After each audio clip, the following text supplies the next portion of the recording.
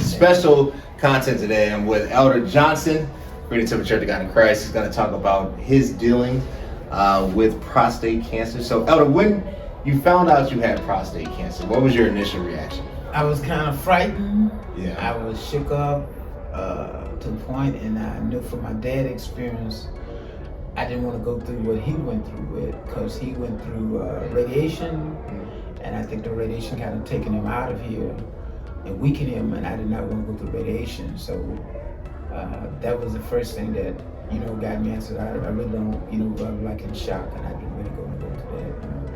So how did you treat it? So as a person of faith, what I did, then I started praying. Yeah. And then my wife went on the internet and found out they had a new treatment that came out in 1992 called the proton treatment. Mm-hmm. The proton treatment is a limited, people know about it because insurance companies just like to pay for it. They'll pay for it if they have to, but they don't like to pay for it. And I found out there was only like 8 proton treatment centers in the whole country.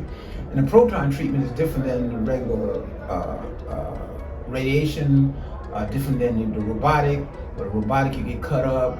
Radiation, you go through all the treatment of radiation. And then they also had the stent. So after doing the research, my wife and I was going to move out to California because that was one of the places that they had the proton treatment. Mm-hmm. And the proton, what they does, they put markers in you and they go directly to the main cell. Mm-hmm. And they doesn't bother any of the other cells. Well, you get a lot of other treatments like the robotic, a lot of them, that you get cut up and it goes to, and you hits all the cells, right, and weaken your body. And even so, after going through the research, we found out there was a place right here in Warrenville called the Proton Center right here. So I went and had the markers put them in, went out there, and I had to go for like almost 3 months, 5 days a week, where they actually just lay you on the table. There's no pain, no nothing you feel. Is that you drink a bottle of water, you lay on the table for 15 minutes, and you're out of there, and you feel nothing. They want you to keep doing all the things you were doing every day. Like I was working every day. Even I did more work during the time that I was going through the treatment, because I even had a car that got hit and I took it apart. Mm-hmm. And so I did basically more things than I did before, because they said they want you to keep doing everything you were doing before. And so I did that. Meantime, every day I prayed to God for healing. I prayed God for strength. I prayed God for direction of the people who were going to be working with me. And I prayed every day that I had to go. And so I went for the 2.5 months. And after that, it went away, and my treatment went away, and God just took it away, and it was just, I've been able to do more physical work than I was doing before. One of the things that I encourage black men to do is that it's one of the dead killers of black men, the silent killers a lot of black men is not aware of, because a lot of times when you have prostate cancer, you don't even know you have it unless you get treated for it. Unless you go get a PSA done after you're 50 years old, or get a PSA done every year to find out where your PSA level is at.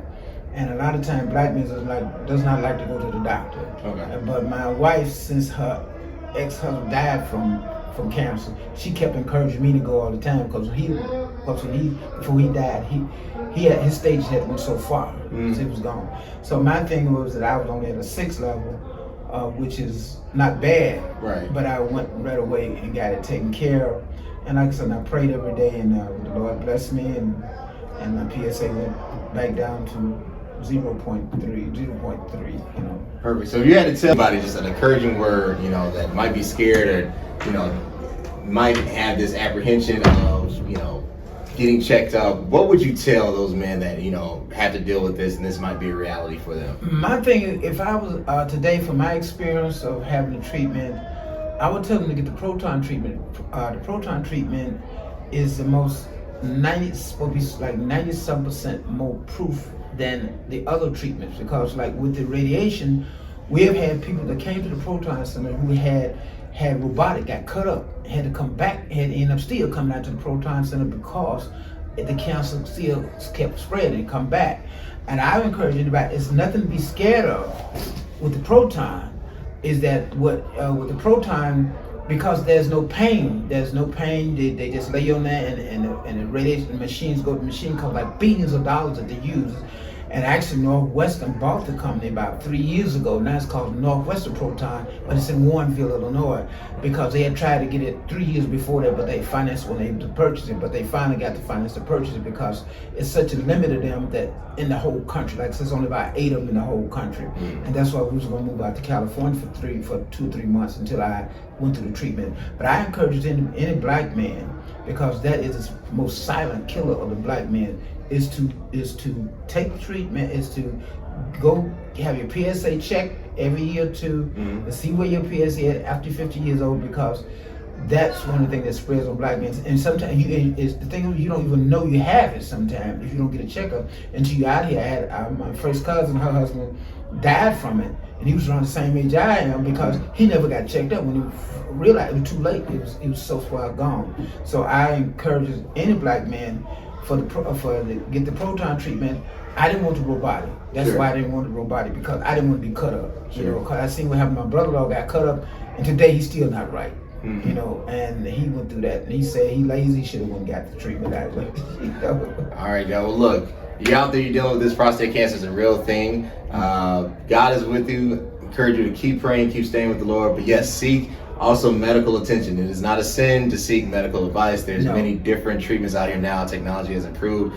Between faith and between science, you will have an amazing life. And this has been a Freedom Temple Health and Wellness episode for you. Hope you guys enjoy. Thanks.